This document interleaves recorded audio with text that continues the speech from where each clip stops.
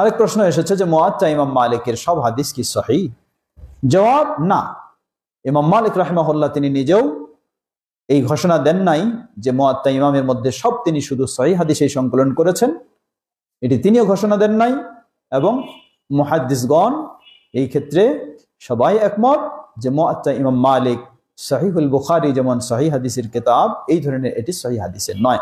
যদিও কেউ কেউ এটাকে সহিহ বলেছেন, যা নগণ্য খুবই, কিন্তু জমহুর সকল অধিকাংশ মুহাদ্দিসগণ এই বিষয়ে এক যে মুয়াত্তা ইমাম মালিকের সব হাদিস সহিহ নয়, সেখানে জয়ী হাদিস রয়েছে। জি, আর অন্য কোনো জিজ্ঞাসা? আলাইকুম আসসালাম। আমাদের যে ইসমা যে কিয়াস, সেটা আমরা সালাফিরা যদি অনেক ক্ষেত্রে দুই কয়েকজন আলেম অস্বীকার করে, অস্বীকার করলে কি সেটা বড় গুনাহ হবে না আসলে অস্বীকার করার কোনো ইয়াস বলা আছে? আমাদের ভাই প্রশ্ন করলেন আরেকটি যে ইজমা এবং কিয়াস, আমাদের অনেক সালাফি আলেমদেরও দেখেছি আমরা, তারা অস্বীকার করে। তো অস্বীকার করলে এটি গুনাহ হবে কিনা? জবাব, আসলে ইজমা এবং কিয়াস প্রকৃত জিনিসটাকে কেউ অস্বীকার করতে পারবে না।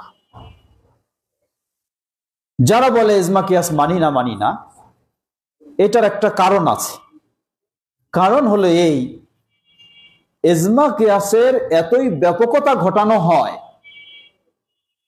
যে কোরআন এবং সুন্নাহকেও বাদ দিয়ে ইজমা কিয়াসের উপরেই নির্ভর করে ইচ্ছা মতো দলিল পেশ করা হয়। এই ধরনের সীমা লঙ্ঘনে যখন মানুষ চলে যায়, তখনই তার প্রতিবাদ করতে গিয়ে আরেক পক্ষ কি করেন, এটারে আর মানবই না বলে অস্বীকারের পর্যায়ে চলে যান। কিন্তু অস্বীকার করতে পারবে না। যেমন ইমাম ইবনে হাজম রাহিমাহুল্লাহ, তিনি কিয়াসের সবচেয়ে বেশি প্রতিবাদ করেছেন। কিয়াসকে তিনি কোনোভাবে মেনে নিতে রাজি না। অথচ শরীয়তে অনেকগুলি বিষয় রয়েছে যেগুলি কিয়াসের মতো বোঝা যায়, এগুলি তিনি গ্রহণ করেছেন কিনা? জবাব, এগুলি গ্রহণ করেছেন, কিন্তু সেটাকে অন্য নাম দিয়েছেন, এটাকে ইজতিহাদ নাম দিয়েছেন। তো বিষয়টা হলো এই, যারা বলে টোটাল কিয়াস চলবে না, তারা যেই কিয়াসগুলি গ্রহণ করেছেন এগুলিকে কিয়াস নাম দিয়ে গ্রহণ করেননি, এগুলিকে ইজতিহাদ নাম দিয়ে গ্রহণ করেছেন।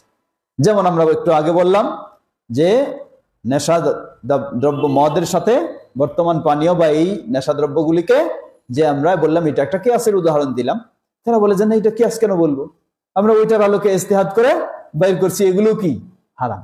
তো তারা কি করেন, সেটাকে আরেক দিক দিয়ে ইজতিহাদ নাম দিয়ে সেটাকে গ্রহণ করে থাকেন। এই জন্য আমরা বলবো যে কিয়াস উদাহরণস্বরূপ যেমন নবী সাল্লাল্লাহু আলাইহি ওয়াসাল্লাম থেকে আরো হাদিস থেকেই করা হয়। এক ব্যক্তি জিজ্ঞাসা করলেন, তার বাবা বা মা হজ করতে পারেননি, এখন হজ তার পক্ষ থেকে করা হবে কিনা।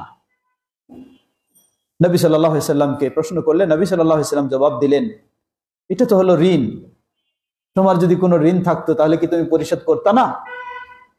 এটা হলো আল্লাহর হক, আদায় করা তার দায়িত্ব ছিল, দায়িত্ব আদায় করে নাই, অতএব এটা এক প্রকার কি ঋণ স্বরূপ, এটাকে তোমাকে কি করতে হবে, এখন আদায় করতে হবে। নবী সাল্লাল্লাহু আলাইহি ওয়াসাল্লাম ঋণের সাথে কি করলেন, এটাকে কিয়াস করলেন, ঋণের সাথে কিয়াস করলেন। এটাকে কেউ বলবে যে না, এটা কিয়াস না, এটা ইজতিহাদ, এটা সরাসরি হাদিস। জবাব, হ্যাঁ সরাসরি হাদিস, কোনো সন্দেহ নেই। এই জন্য আমরা আগে বলেছি যে কিয়াস এগুলি শরীয়তের দলিল, তবে কোরআন এবং হাদিসের বাইরে নয়, কোরআন এবং হাদিস থেকে। আল্লাহু তাআলা আ'লাম।